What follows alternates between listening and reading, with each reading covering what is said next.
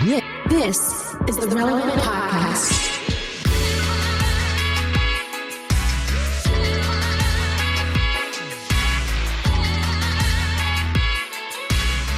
It's episode 1199, and it's the Relevant Podcast. Here in Orlando, I'm your host, Cameron Strang, and joining me from Loverland, Virginia is Jesse Carey. Hello, hello. From Nashville, artist, producer, mogul, Derek Miner. What's happening? And right down the street there, Midtown, Emily Brown. Okay. Hey, y'all. It doesn't work. Downtown. It don't work. I don't even want to answer to it. Same, bro. I ain't gonna hold you. It hit a little different. You can't switch up on me. We're almost to the 1200th episode. The other day I said we were almost at 2000. She did. This is 1199. And she's like, we were talking about some new podcast plans, some things we're going to be evolving, changing. We'll tell you more about in the next week or two. But I was like, yeah, 1199. And she's like, yeah, we're almost to 2000. I was like, we're going to be in 2000 in like 8 years. It's going to we're not almost in 2000. 1200 is. I wasn't completely wrong. We are closer to 2000 than we were last week. Yes, correct. That's girl math. Yeah, I was going to say that ain't math, man. No, it is math. It's math, but it's like It's an observation. You're a little far away. Let me tell you about the show that we have coming up. Carlos Whittaker joins us, longtime friend of the show, former worship leader. What is he now? Just an inspirational author, speaker? Influencer. That dude is an influencer. I've known that guy for 20 years. Anyway, he's coming up. He has a new book out. And at the end of the show, we have a segment called the Unpopular Opinion Roundtable. So it's Emmys weekend. And so it's all themed. It's kind of a hot takes-ish segment where the cast are going to bring some piping hot, unpopular opinions. And we will fight. We'll fight them out. Yeah, no. Anyway, so that's good. Are you guys? We had the VMAs this week too. Are you? I guess we're in the throes of award season, fall award season. Are you guys paying attention at all? I watched part of the VMAs. I gotta be honest. I saw like on Instagram like somebody's red carpet outfit at the VMAs. I was like, the VMAs are still a thing? Like, I thought... Well, they are a thing, but they're definitely not, I think, what they used to be. Because, like, I, of course, was, like, catching up on it and stuff and watching it. But there was so much references to things that were 20 years ago. Like, a lot of people were referencing, like, Britney Spears and their performances, or Madonna, or, like, these older artists who are great. But it's like, well, what about now? Like, that was great 20 years ago. Are we in a time where we're just looking back on how great it was? Like, I want new, innovative things. I watched it, and I watched the red carpet beforehand. I was popping around, but I mean, I watched it because I was curious, like you, Jesse. Like, I didn't know it was still a thing, first of all. And I was playing around in my Hulu Live and on all the guide. It was like every Viacom station, like it was CMT, VH1, like every station was playing the VMAs, like literally 13 stations.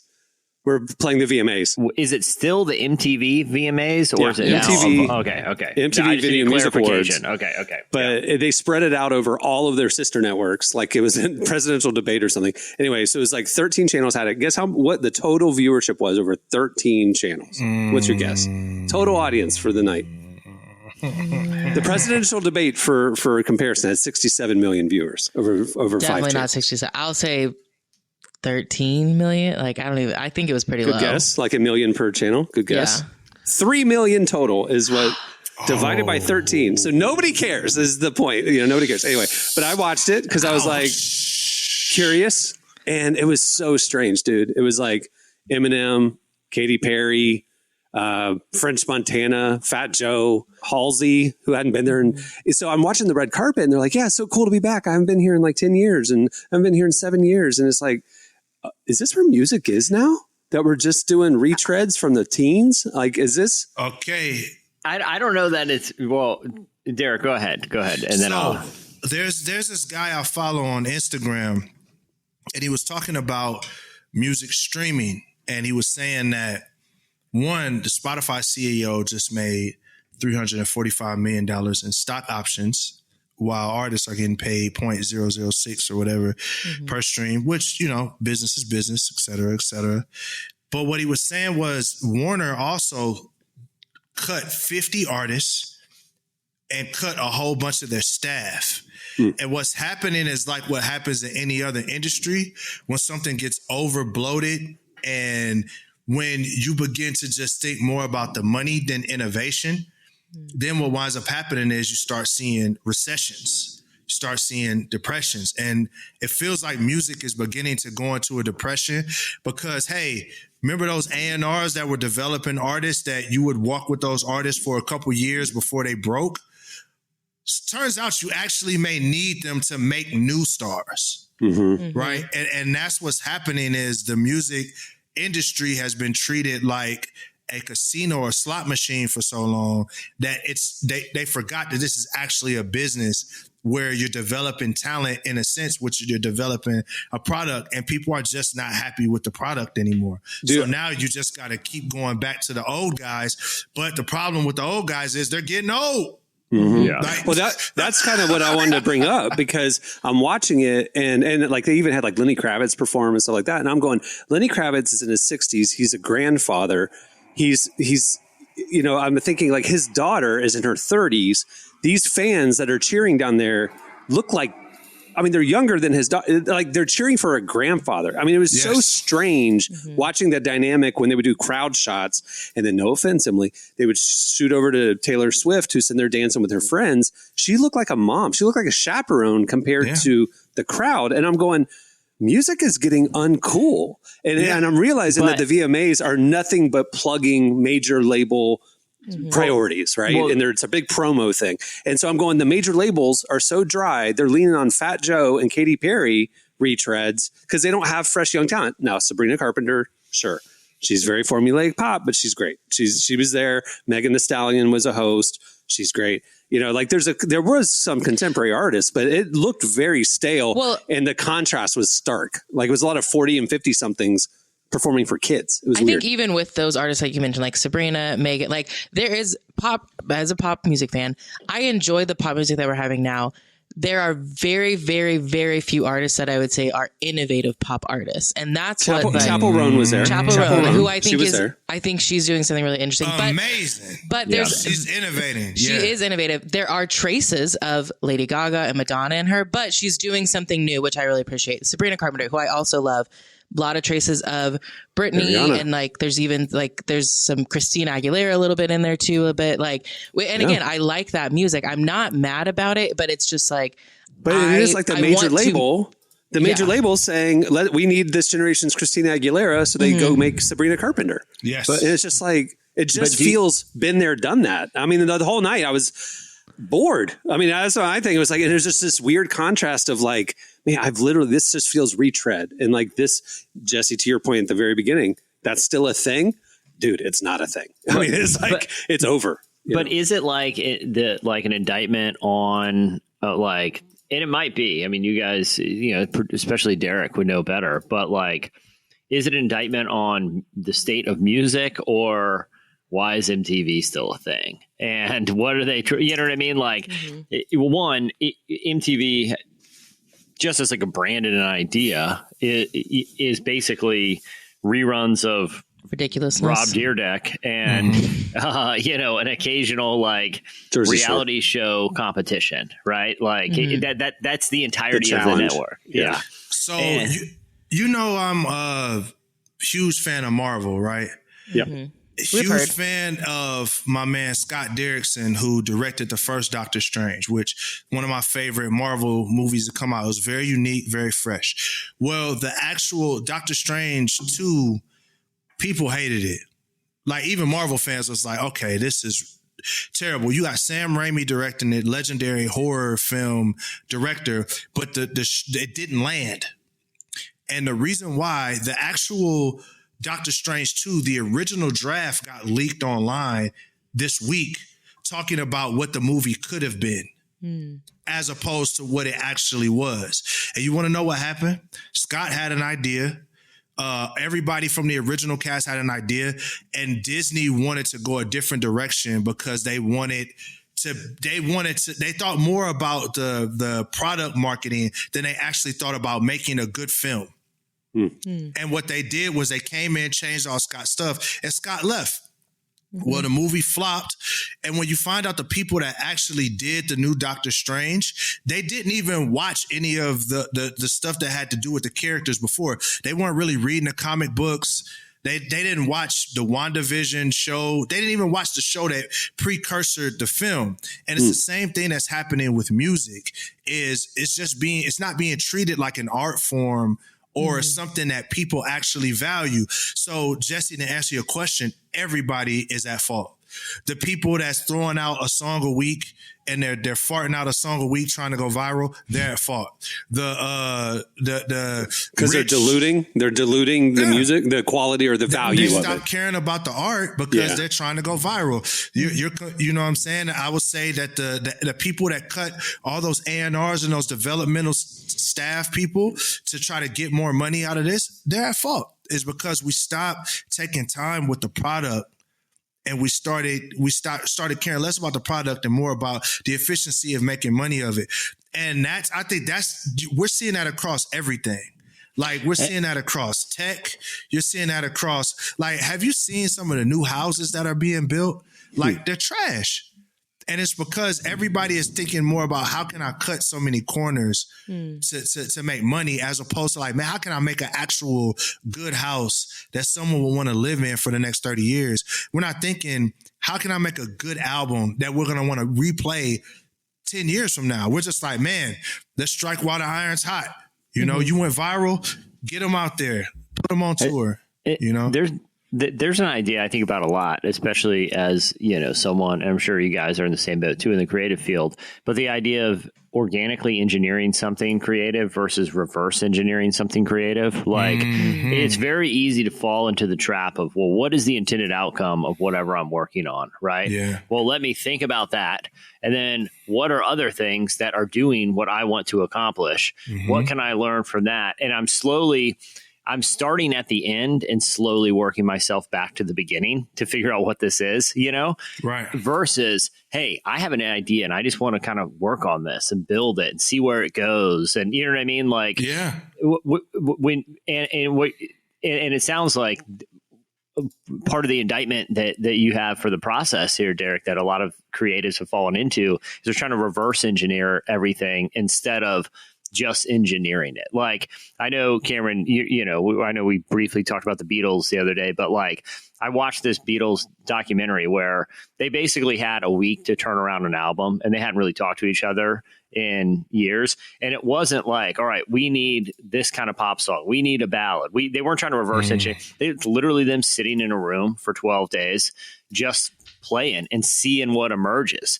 And it's like, I think to your point, Derek, it seems like we've lost that, but I think it's easy to get guilty of that reverse engineering instead of engineering, you know? Yeah.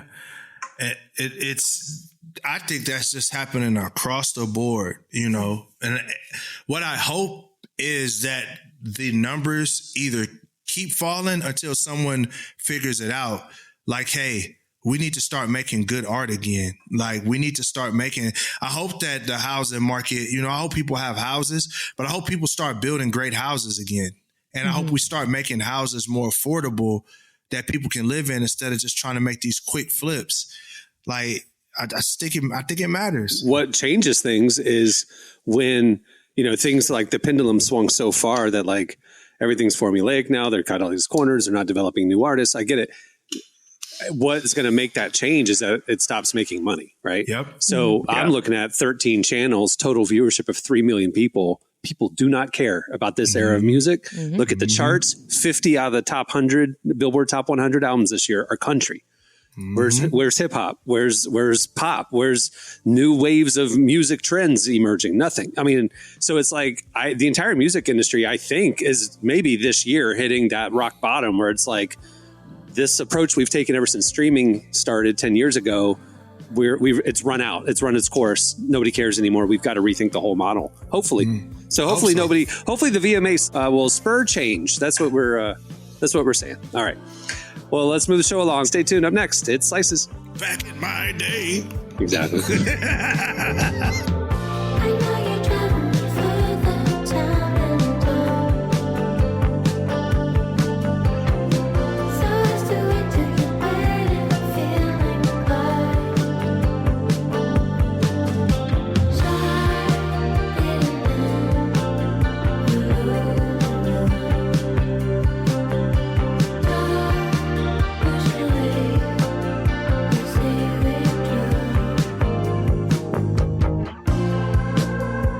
You're listening to Men I Trust. The song is Husk. Today's podcast is brought to you in part by Mercy Ships. Globally, 5 billion people lack access to surgical care. In sub-Saharan Africa, there's only one surgeon for every 200,000 people. Mercy Ships provides free, life-transforming surgeries for people who have little to no access to medical care. They help the blind see, straighten twisted limbs, remove deadly tumors, treat cleft conditions, and so much more. With state-of-the-art hospital ships, they provide safe surgery to children and adults living with treatable conditions, and it's completely free of charge. They do all this work with an all-volunteer crew of professionals who donate their time and talents. Surgeons, stewards, nurses, engineers, and more make the world a better place. Your donation today provides free, safe surgeries to people in desperate need of help. All gifts are matched, so please donate today at mercyships.org/relevant. Today's podcast is brought to you in part by Tim Tebow's book, Look Again. Have you ever wondered what would change if you truly believed you were infinitely valuable to God? In his New York Times bestselling book, Look Again, Tim Tebow reveals the powerful truth that when we learn to see the image of God in every person, including those we struggle to love, everything changes. Tebow shares incredible stories from his work with people the world often overlooks, and it will challenge you to stand up to the lies, rediscover the worth that everyone has, and impact the world for good. Find Look Again by Tim Tebow, available now wherever books are sold. Okay, it's time for Slices. What do you have, Jesse? All right. I don't know if you guys heard about this, but there's a big international murder mystery that's playing out in real time right now. I don't know if you guys heard. Usually when you say, I don't know if you've heard about this, you're talking about like, there's a presidential election happening. You usually do that as a joke. You're really talking about, I have not heard about this. Tell us, please. Put me on. A few years ago, a Russian spy escaped sort of his duty in working for the Kremlin, and briefly became known to authorities, and then since then has been popping up here and there throughout these Scandinavian countries. But he's got a really weird backstory, and recently this spy was found dead under very mysterious circumstances. But there is a twist in this. The spy is a beluga whale. I thought you were talking about like the spy that was killed in that London cafe. He was poisoned. No, the beluga whale. A beluga.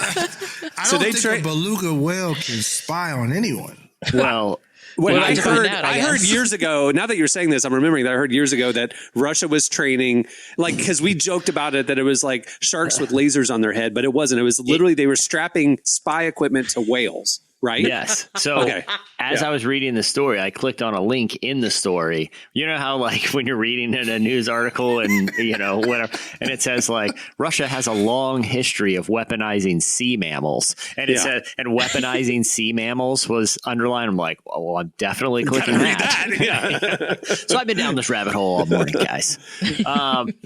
So a couple years ago, a beluga whale was circling a fishing vessel out in the ocean, trying to get the attention of the people on the boat. And it had a harness around it with like camera and like radar equipment on it. And the people on the boat took it was like, oh, this whale wants us to take this harness off. The harness said property of St. Petersburg, and it was spy equipment. Wow.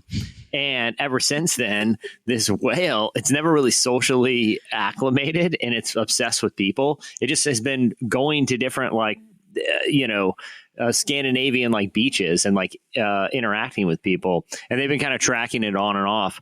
Anyway, it was tragically found dead this week, and they don't know how. But it was not natural circumstances. It had a stick in its mouth. Its organs were like deteriorated. Maybe it had been poisoned or something. Like Do you think another beluga whale poisoned it? It could have been another spy mammal, but spy whale. But evidently, like Russia's been doing this for a long time and has a bunch of weaponized dolphins, whales, and seals that they have trained. We were just talking about point? innovation. Russia's different, bro. They're innovating over there. I'll give them that. Russia's different. What are they going to accomplish? What data are they collecting? You know? Well, exactly. Well, I guess they're really good. Well, some of them seem to be trained to harass. There was reports of fishing vessels that were like near Russian territory of other countries, and the whales were literally bumping the boats and trying to scare the fish away. Do y'all remember last year when like there were those like the orca whales that were like attacking? I think that was like off the coast of Florida, maybe. But I don't know if those were spy whales. But the other thing, I guess they're really good at underwater mine detection. So if you think there's underwater mines, floating mines, that makes sense. Like the old World War II. I thought you were saying mind, like your brain. No, not telepathy. I was like, wait, how is that? The whales got telepathy. but also just basic naval surveillance. Like, right. if you're a boat in a harbor, right? Like, sonar technology will be like, oh, there's an enemy submarine here trying to gather intel on our coast. But if a couple dolphins swim by, that's not going to raise any red flags. But but they can train these dolphins to become spies. So, I mean, I'm sad about it seems pretty tragic about this whale. But the bigger story is these weaponized sea mammals, as the news story that I clicked on identifies them, are pretty prevalent. Vladimir Putin does not care, bro. He rides bears shirtless. That's Bond villain status. That's wild. It's like an evil Snow White. Save the whales. He weaponized them. Well, like other countries are trying to modernize so human life doesn't have to be in harm's way combat wise. So we're going to fight our wars with drones and robots and, humanoid, all these other things that we're trying to innovate. Russia's like, well, we don't want people to die either. So we're just going to strap weapons onto all the animals. And there's just going to be a flood of all the animals are going to fight the wars. Beluga whale was just minding his own business. They kidnapped him and strapped a laser to the back of his head. Can you imagine being in the Coast Guard? You're just chilling out one day. You're on your boat doing your patrol duty, and there's a freaking narwhal just like booking it towards you, horn out. Narwhal's coming at me, man. I think someone weaponized that narwhal. Wait, he's trying to tell me something with his telepathy. Yeah. Did it clarify like how many beluga whale spies there are? Was it just this one, or are there like a fleet of them? No, yeah, there's. Well, I don't think anyone knows the exact number, but this wasn't like a one-off. Yeah. How are they? It's allowed, Russia. It's how Russia. Are they allowed to? But I'm talking about international. There has to be some international laws that protect animals. I mean, like there's no international laws that they can hold these guys accountable for. This whole invasion and it breaks international law. I was going to say I don't think they're overly concerned about international law. I do think we just found our next Tiger King documentary, though. Spy whale? Yeah. Oh, I'm sure Tiger King guy would have. Well, I mean, I don't know if he'd survive making a Russia documentary, but I think he would have a lot of fun doing it. Yep. All right. What do you have, Emily? Okay, so there was some news that came out this week that Nevada is planning to launch a generative AI system that is going to analyze a bunch of unemployment appeals to basically speed up the process for unemployment and stuff. And it's really, a lot of people are having some issues with this because there's this AI will be reviewing unemployment appeals to determine if they'll be getting benefits, and people are not comfortable with a robot essentially making that decision because it's just but other people are arguing you could maybe get benefits quicker. I don't know. It's just an interesting thing. We talk a lot about AI and it's this is something that I could see helping a lot of people, but it just feels like we're too soon on it. I don't trust it. Yeah. I don't trust it. You wouldn't trust it? No. AI will mess up asking you to write a caption for certain things. I just don't know if we needed to be looking at people's unemployment benefits right now. We're going into maybe later, once, unemployment is we figured out inflation and all of that. Let's wait till the system is a little bit more it's not, the stakes aren't so high. That's why they're wanting to use it, is because there's been so much unemployment now that there's everything's backlogged. So all these people who've lost their jobs, they're not getting any benefits yet. So they're trying to use AI to speed it along. But people are arguing well, what if my appeal doesn't go through? Then at what point, if I'm filing for unemployment, do I just turn to AI and be like, hey, fill out my unemployment application and make sure your buddy AI will approve this? You know what I mean? Real talk, though. I mean, what Facts. I'm all for it. Go for it. Till you cheat the system. We need to make the government more efficient. No, all right, what do you no. Shut up, Cameron. all right, what do you have, Derek? So Kendrick Lamar is having the year. Yes, he is. Of years. Like, this is one of those, I told someone this is like a 50 cents get rich or die trying run, where it's like, this is very, very special. And he just dropped a song this week called Black Air Forces. And he mentions two people that we know, Lecrae and D1. I'm going to read the lyric. He says, sometimes I wonder what Lecrae would do. Mess these dudes up or show them what prayer do. I want to be empathetic, my heart like D1. Crazy. And I just think that it's so amazing that these two guys, because I know both of them personally, and they're good men. And it's sometimes you think you're not making an impact. You think no one's listening.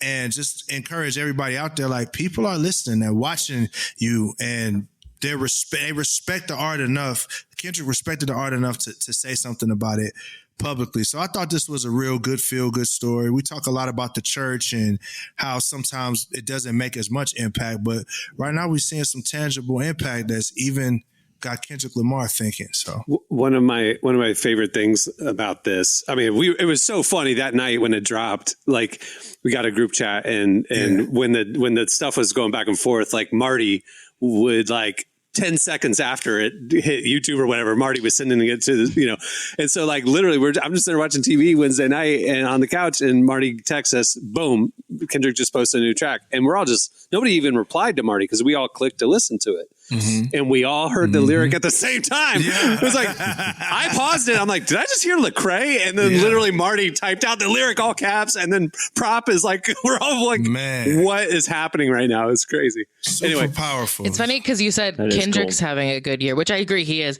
but Lecrae also is having a really good week because he obviously got mentioned in the Kendrick song. Over on Threads, Simone Biles just randomly talked about how she was a fan of Lecrae. Like, so it is really cool that, like, these big athletes and these big stars are, like, acknowledging it, like acknowledging what he's doing. One of my favorite stories about this is people have been asking, like, does Kendrick know Lecrae? Like, how does that work? Whatever. So one of the stories is that Kendrick, they do know each other. And years ago, Kendrick said to Lecrae, hey, man, when we do our album together and bring those two worlds together, it's going to change everything, kind of a thing. And Lecrae never pursued that idea with Kendrick of doing a feature or a project with him because he said, I was more concerned about our relationship, and I didn't want him to ever think that I was using him for my career or whatever. And I care more about him than I do making music with him. And I that's beautiful. And so that's, like, to your testament of what you're saying, like, behind closed doors, Lecrae is a good dude, a high character dude. And people notice, people in the industry know it. And I was talking to D1 after it happened, because D1 is me and him are real tight, and we got some business together. But I was telling him, it's not the fact that Kendrick mentioned you. It's the fact of why he mentioned you. He mentioned your character. He mentioned the fact that he wants to be like you. He wants to be empathetic. And I think that if there's any believers out there, regardless, let's take music off of it, but if it's any believers out there that are like, man, am I taking the high road for no reason? The answer is no. The answer is you are taking the high road because people are watching you. And they see the sacrifices that you make, and they may not always acknowledge them, but keep going, man. I just wanted to encourage y'all with that. Integrity is what you do when no one's looking, and people still see it, though. You know what I mean? They see the integrity, the real integrity that people exhibit. But wait, Derek, did D1 say, like, did he know beforehand that it was happening, or did he find out with the rest of the world? Okay. Oh, Found out with the rest of the world. It's wild. That's crazy. It's cool. So cool. Can you imagine? You're just sitting there scrolling Instagram. You hear your name? I can't imagine. That's nuts. And it's crazy because D1 spent a lot of last year and this year calling out some of the craziness in hip hop music and got a lot of flack for it. He stood his ground. Got a lot of flack for it. A lot of people, even death threats, all those different things. And it's just beautiful to see a little love for bro. So super excited for him. Which I saw he posted like a throwback picture with Kendrick. So he's known him, I think, for a while too. And then someone reminded me, Kendrick was in the Church Clothes music video at the very beginning with Lecrae. Y'all should go back and watch it. Oh yeah, I didn't remember that, but that's crazy. Are you serious? There's like it's like him talking like for like 2 seconds, but I'm in a music video, a Lecrae music video. Really? Yeah. I remember that. The one Blessings with Ty Dolla Signs. Yeah, I was in it too. That was hilarious. Wait, which song is it? Blessings with Ty Dolla Signs. Oh. Like it was his kind of crossover hit a few years ago, like 5 years ago. Yeah. I was in LA for the Grammys doing something, and Prop met up with me, and he's like, "Hey, Lecrae's shooting a music video. We should roll through." And I was like, "Sure," and we're there, and it's like I forget what neighborhood it was, but the theme of it was family barbecue, at the house, the whole family, all the friends, whatever. That was the theme of it. I'm the only white person on set. And so we're just visiting, saying hey to everybody and just hanging out and talking. And next thing we know, we're sitting on the front porch. Next thing we know, we see them, they're rolling. I mean, they're shooting something in the front yard, whatever. And I like look at the director, like, do I gotta get out of here? And they're like, nah, every barbecue has one random white friend you can hang, so I'm there in the background. You'll see the little white face is me. So easy to see. You didn't know this, or maybe you did, but we were in the middle of a blood neighborhood. So that was a blessing that I wish in it that Cameron had like brought something to the barbecue that was evident. Like Cameron's there walking like up with like salad? a casserole. green bean casserole.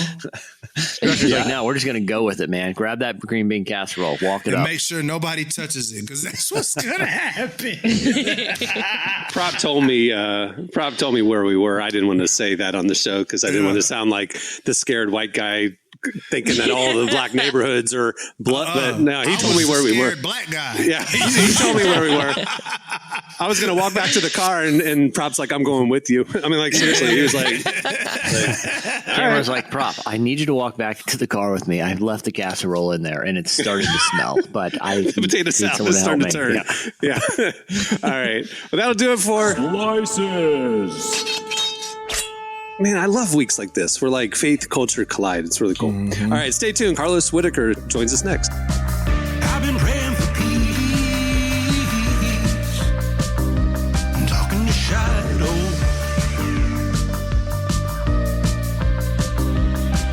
Let the green grass grow over me. Over me. Out where the wind blows. Let the green grass grow over me. Over me.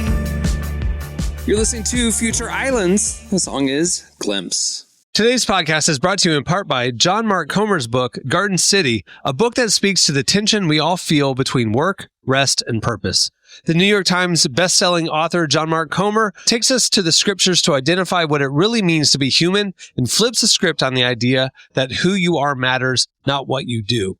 He shows that God created us for meaningful work and meaningful rest. Both matter. This book helps you ask and answer the big questions. Does God care where I work? Is there a direction for my life? So you can discern God's heart for your calling, your rhythms, and the way His Spirit wants to shape every part of your life. If you're longing for purpose and a more grounded way to live, check out the new hardcover edition of Garden City wherever books are sold. Well, today's show is brought to you in part by the new book, God, the Science, the Evidence. We talk a lot about faith, but how often do we talk about science in the same breath? You might be surprised to discover just how deeply the two actually agree. For centuries, science has been used to dismiss the idea of God, but today an intellectual revolution is underway. Modern discoveries in physics, cosmology, and biology are consistently revealing the same truth: creation isn't an accident. That profound reversal is what engineers Michel-Yves Bolloré and Olivier Bonassi investigate in their international bestseller, God, the Science, the Evidence. This book is a rigorous, evidence-based critique of materialism, inviting you to explore over a dozen scientific, philosophical, and historical domains. It shows that what was once seemed impossible, that science could point to a creator, is now supported by a vast and convergent body of evidence. With over 400,000 copies sold in Europe, this book is sparking a global debate. It's thoughtful, fascinating, and a powerful reminder that reason itself affirms the existence of God. Learn more and find out where you can purchase your copy today by visiting godthesciencetheevidence.com.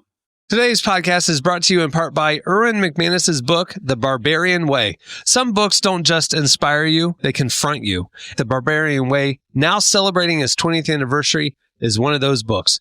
If you felt the pull of God towards something deeper and wilder than the safe, predictable version of faith that we settle for, McManus reminds us that following Jesus was never meant to be tame. It's meant to awaken courage, passion, and purpose God placed inside us. He draws from the wild stories of Abel, Noah, Moses, Rahab, and others to remind us that following God wasn't meant to be tame. Safe faith isn't working. Step into the story God is writing for you. Choose passion, choose boldness, choose the Barbarian Way. Available now wherever books are sold. Our guest today is Carlos Whittaker. He's a Nashville-based speaker, an author, an influencer. You know, we've all heard about the benefits of social media detoxes, but Carlos really wanted to experience it for himself. That's what led him to giving up technology for 7 weeks and living with monks and Amish farmers. He spoke with us about the life-changing experience and what others can learn from his adventure. Here's our conversation with Carlos Whittaker. Well, let's just get into it. Why and how did you end up living with monks and Amish farmers for 7 weeks? Exactly. We all get our screen time notification, whether you're on an Android or an Apple phone, an iPhone, on Sundays. It comes by and we normally just don't even look at it because I'm just like, I don't want to feel bad about myself. I don't want the phone to shame me and whatever. But I decided to do the math one day and just see what my 7 hours, I think it was like 7 hours and 23 minutes is what I'd averaged. And, initially, Emily, I was just like, but this is what I do for a living. I'm on Instagram, I make YouTube videos. So I kind of excused it. But then the math told me that it was 49 hours a week that I was on my phone. And I was like, wow, that's like 2 whole days of the sun going up and down that I'm looking at my phone, which equals 3 months a year, which I remember not being able to breathe. I literally don't live for 3 months of the year. I stare at this thing.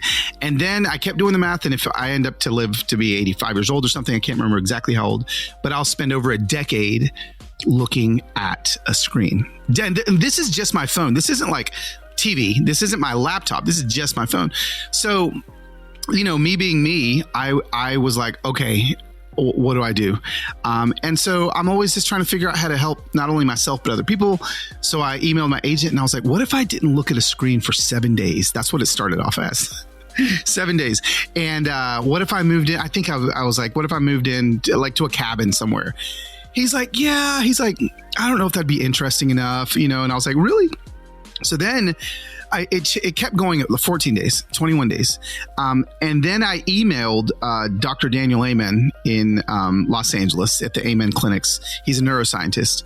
And I said, well, how long do you think, I asked him 2 questions. How long do you think it would take for my brain to actually change?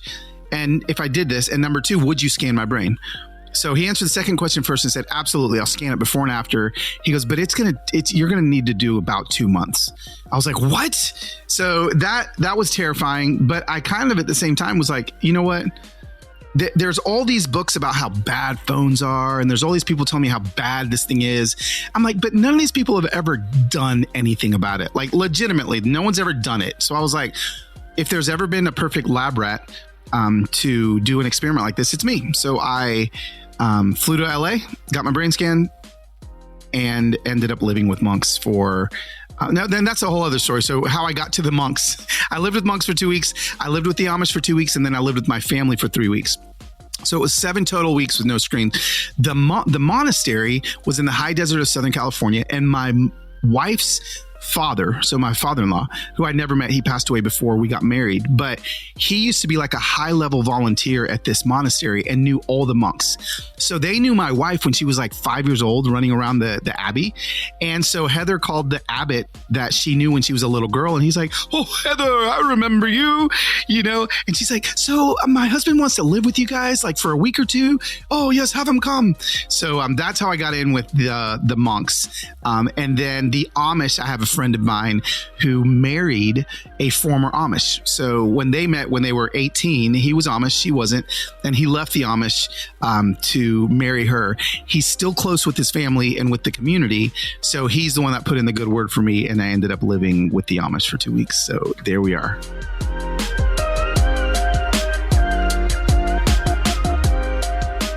I'm having a really hard time imagining my own life and thinking about what I would do for 7 weeks without a phone. Totally. And people, just so they know, the book, I did it for 7 weeks, so you don't have to. Like, I legitimately, I did it, and every chapter, this is the most, I think, applicable book I've ever written, to where every single thing that I learned, or actually relearned, because we've just forgotten how to live without our phones. And so I kind of relearned how to do that.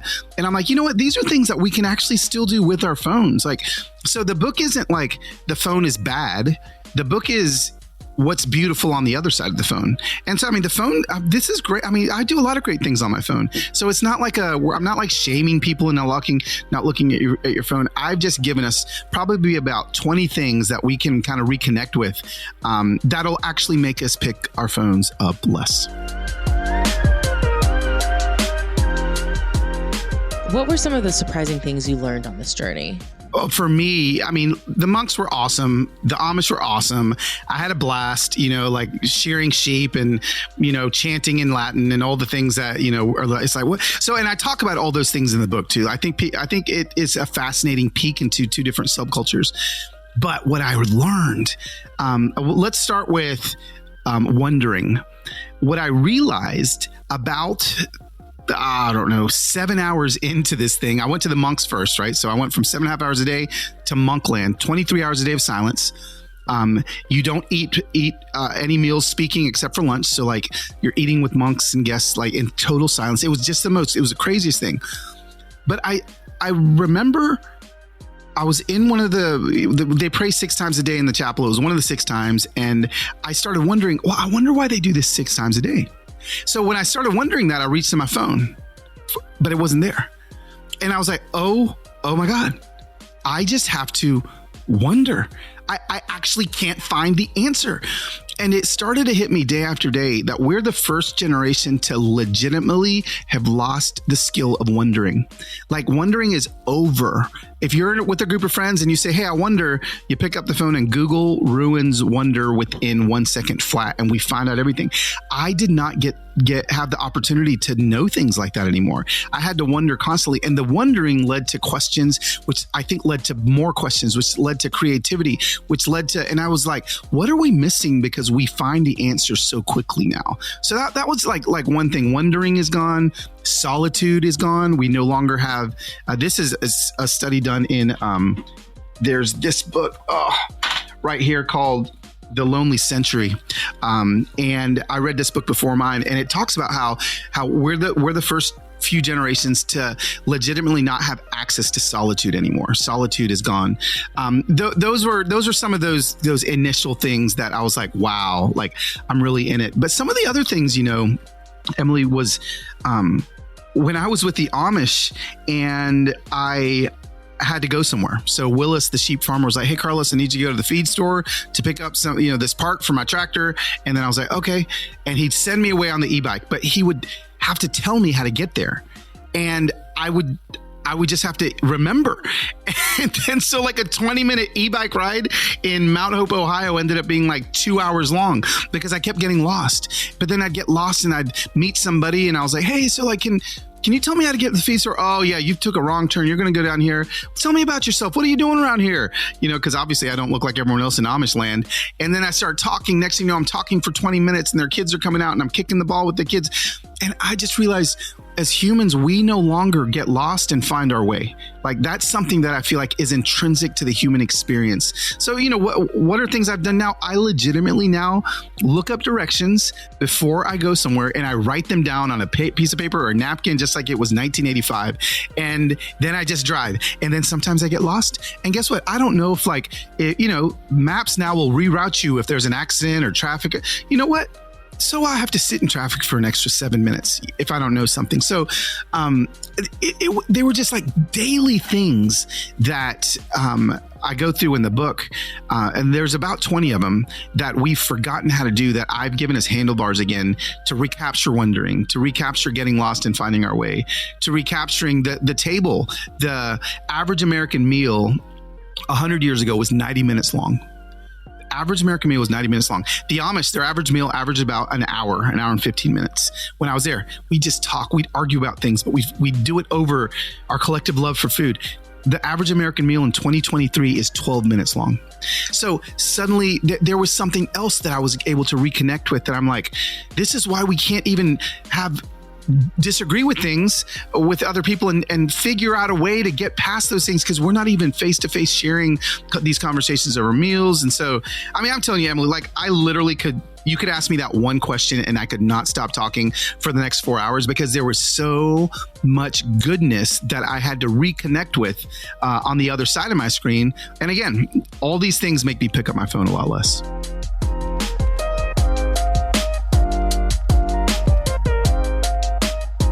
That was Carlos Whittaker. Make sure to check out his newest book, Reconnected: How 7 Screen-Free Weeks with Monks and Amish Farmers Helped Me Recover the Lost Art of Being Human. It's out now. All right, stay tuned. Up next, it's the Unpopular Opinion Roundtable.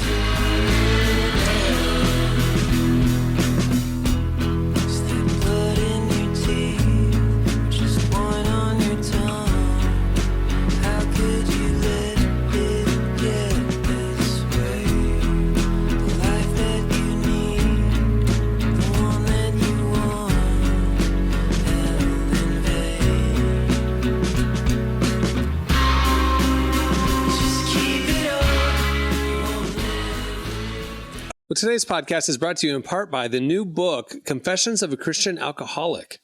Author Jonathan Seidel knows firsthand how even believers can get stuck in shame and destructive habits, especially when it comes to one of society's biggest obsessions, alcohol. In Confessions of a Christian Alcoholic, he details his spiral into disordered drinking and shares the 4-step process he eventually used to break free. There's hope for alcoholics who become Christians and for Christians who become alcoholics. Find Confessions of a Christian Alcoholic wherever books are sold. What if you could change a child's life with just $10? Right now, thousands of vulnerable children in East Africa are suffering from jiggers. It's a painful, preventable parasite that burrows into their feet. Soul Hope is the only organization treating it through foot washing, medical care, and durable closed-toed shoes that protect kids long after treatment. $10 may not seem like much in today's world, but when we come together, those small gifts add up to big change. Join the 10 for 10 campaign. $10 protects 10 small toes. Visit soulhope.org/10 to give now. One small gift makes a big difference. Again, that's soulhope, SOLE, hope.org/TEN. Okay, it is time for the Unpopular Opinion Roundtable. Welcome to the round table, where every thought is unstable. Speak your mind, let's have a ball. Unpopular opinions, we love them all. Unpopular opinions, we love them all. A lot of people aren't aware that is verse 1 of 12. And we'll be playing it in its entirety. In its after entirety. the show. Unstable thoughts, we'll have a ball. Unpopular opinions, we love them all. Yeah. Okay, it's Emmy weekend, so we want to do an unpopular opinion roundtable around TV shows. Give me some of your unpopular opinions. I love Breaking Bad and Better Call Saul, but I do 100% believe both of those shows, instead of being 5 seasons, could have been condensed into 1. They are the slowest plotting. Like, we'll spend 3 episodes trying to, dispose of a body. That's the beauty that of could those be a shows. scene. Oh, come No. on. I'm just saying it could be That done. is an unpopular opinion. Well, I stand by it. I do get that, though, like, because sometimes when I watch like these dramas, which are great, like, I'll binge them, and it's like by the time I'm on season 3, they mention something that's like, oh, this happened 6 months ago, and I'm like, that was the first episode. Like, we've only made it 6 months of time in 3 seasons. Like, we should maybe be moving a little bit quicker here. I can kind of agree with that. Okay. Go ahead. Friends Derek. was overrated and relied too much on laugh tracks, and it was a ripoff of a black show Living Single. called Living Single. Yeah. So, how do you make a bad version of something that was original? Exactly. Listen, I do want to come out and say I do like Friends, but I also do agree. Like, I've seen edits where they take off the laugh track, and it It ain't does. that funny. Yeah, it is it tough. isn't It's funny. tough. It Okay, ain't that funny. my hot take after I spent 30 minutes talking about the latest reality trash TV I've been watching the other day is that I do think reality TV shows deserve some more like Emmy recognition right now because one, they really are so entertaining. And I also think that they are harder to produce than a scripted show because like you, even though some are like a little scripted, you really don't know what's going to happen. Like in a show like The Office, you're writing, like, you know what's going to happen in those 22 minutes because you're writing that exactly. With reality TV, you might throw out a plot idea, but there is in a way, there's a lot of like improv there. And like, I don't know, I just think we should give them a little more recognition.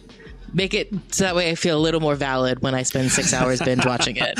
I just think like I think all they do recognize is ones like Amazing Race and Big Brother, Yeah, like the game competition competition ones. shows. Yeah. Where's you're just advocating that the Mormon wives need a category to win. That's what you're They saying. deserve some sort of award, okay? Yeah. Got it. All right. Okay. I recently had to resubscribe to Peacock against my will because they had I'll just give you my the login. Friday night football game, and I wanted to watch it. And it's so stupid, but I had to do it for a month because of this dumb NFL. Anyway, so I've been rewatching some Office over the last couple weeks. Yeah. Or last week or Watch. so. Be careful what you say. Here You're is talking my about hot my take. kids now. You're basically okay. Here is my hot take. If Peacock released a version of The Office with the B plots edited out, it would be so much more fun to watch. So, like, as I'm watching episodes, like, you know, Pam going out on the date with the cartoon artist, or Jim playing Call of Duty in cut them. Like, those plots get in the way of funny stuff with Michael and Dwight. Like, any B plot in The Office, cut it out, and I bet the show works even better.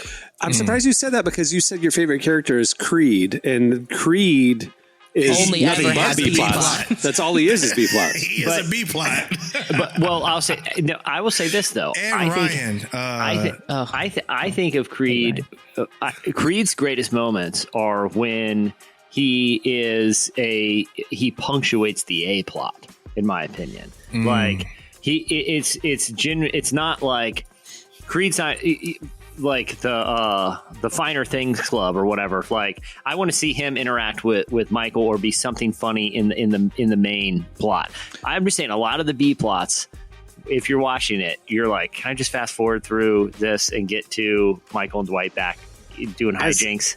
As someone who has watched, I can recite every episode, right? So like I've watched too many of them, and now I've watched all the super fan ones that are on Peacock, the extended cut ones. Yeah. What they add is more Creed and more like weird takeaways and weird little moments that are commenting on the A plot. So like the super fan stuff will give you more of like that weird kind of like twist stuff, but not whole storylines getting cut out. It's just a little bit more jokes around the main storyline. But anyway, here's you one little Office insider thing that I learned listening to one of their podcasts. I had no clue about this, but it's so brilliant. So they shot it in a real office. I mean, so the crew and everything is just in this room together.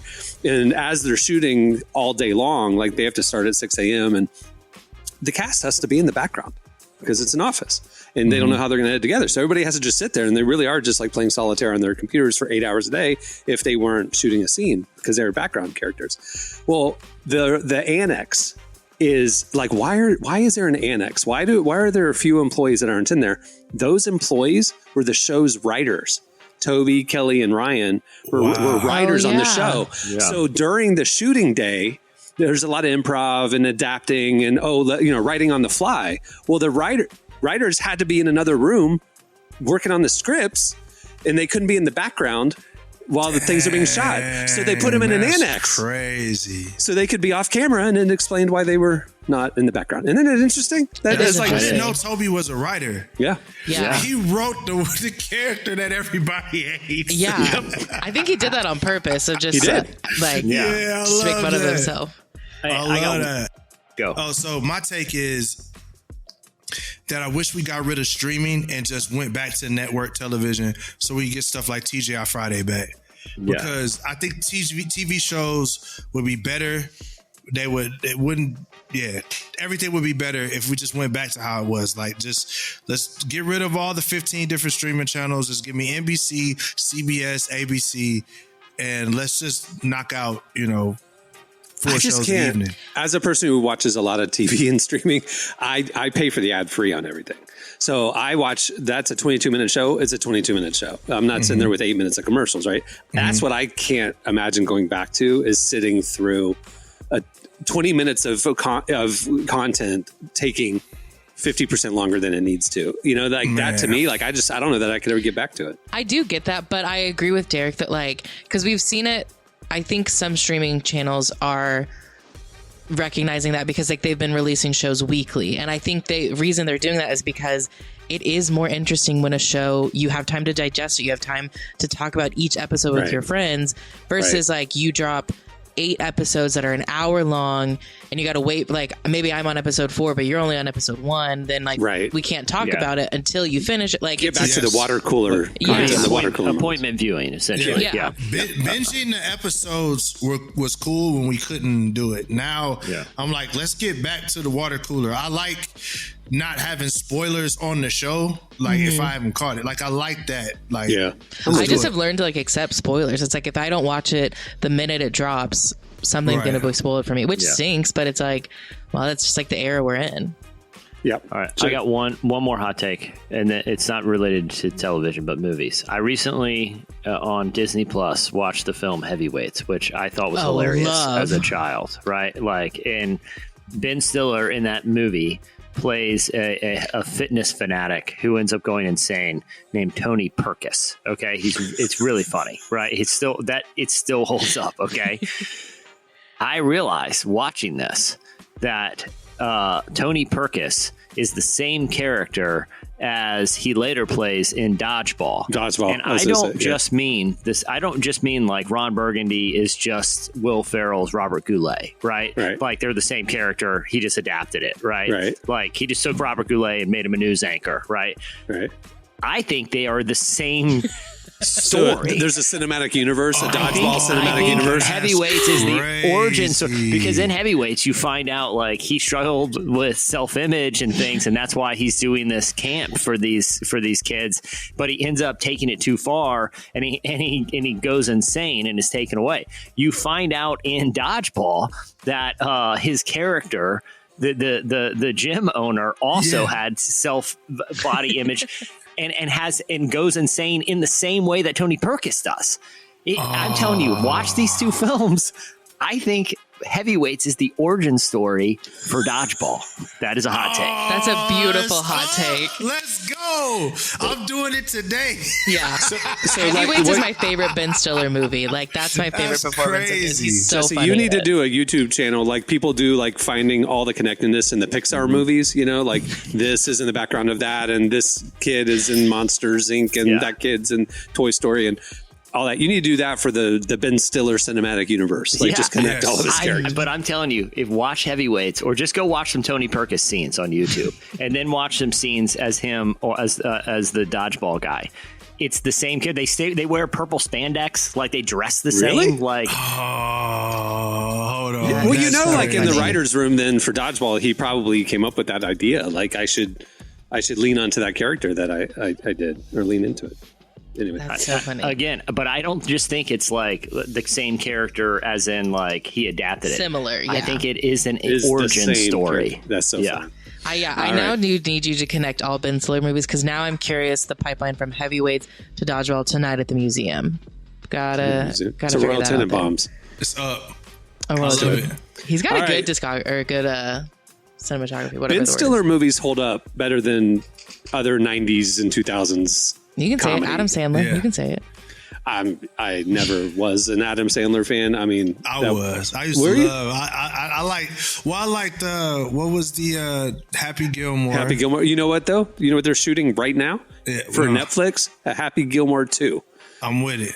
Are you really? I'm just going to direct to streaming sequel that nobody asked for. He has to make like 15 movies for Netflix, though. He has to make like 15 movies for him.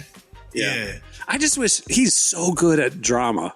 I just wish in this phase of his career he would push the envelope, make art, and not just rehash 90s stuff we didn't ask for, I don't disagree, but the only drama he's done is Uncut Gems. No. Funny people. Click had a little drama to it. It did. Click is a lot more depressing than what's the one? Something Stories. Click was fire. He had the basketball coach one where he was. It was like a gritty indie movie that he did part of this Netflix deal. It was great. It was good. Yeah. Okay, all right, that'll do it for. Welcome to the round table, where every thought is unstable. Speak your mind, let's have a ball. Unpopular opinions, we love them all. Well, many thanks to Carlos Whittaker for joining us today. Make sure to check out his new book, Reconnected. It is out now. Also, make sure to reconnect with Relevant Magazine.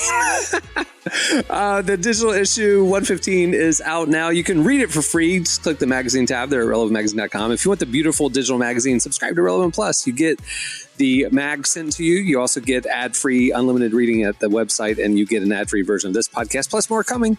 Find all the info at the site, and plans start as low as $250 a month. All right, on that note, we'll wrap it up. I'm Cameron Strang. I'm Jesse Carey. I'm Derek Miner. I'm Emily Brown. We'll see you on Friday. Have a great week, everyone.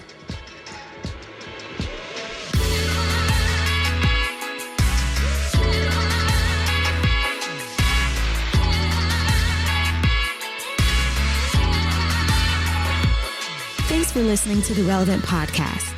Check out our features, interviews, and news updates every day at relevantmagazine.com. And make sure to follow Relevant on Facebook, Twitter, and Instagram for the latest. For more great podcasts, browse the shows on the Relevant Podcast Network, which you can find at our site. And while you're there, don't miss the all-new era of Relevant Magazine. A new issue releases every other month at relevantmagazine.com.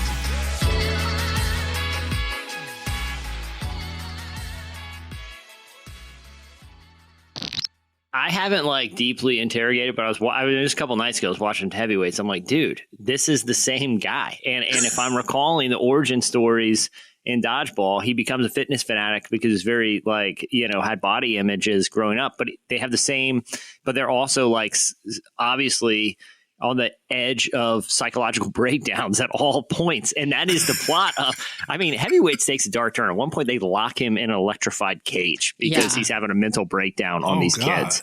No, it's so great. It's still I love hilarious. It. Yeah. Wait, did your kids I'm assuming you watched with your kids. Did they enjoy it? Haley did not get the humor of Tony Perkis. She was terrified of him. Noah thought it was funny. And you know what? That is actually a valid reaction. What's wrong with this guy? Yeah. In the movie, he's a legitimate psychopath. Yeah. That movie would never be made today for a number of reasons. For so Primarily, many reasons. The antagonist is absolutely terrifying. If you're it's not also watching set at a fat camp for kids. That's of course not getting made in 2024. I gotta watch it, bro. That's crazy. I love that movie. Relevant Podcast Network.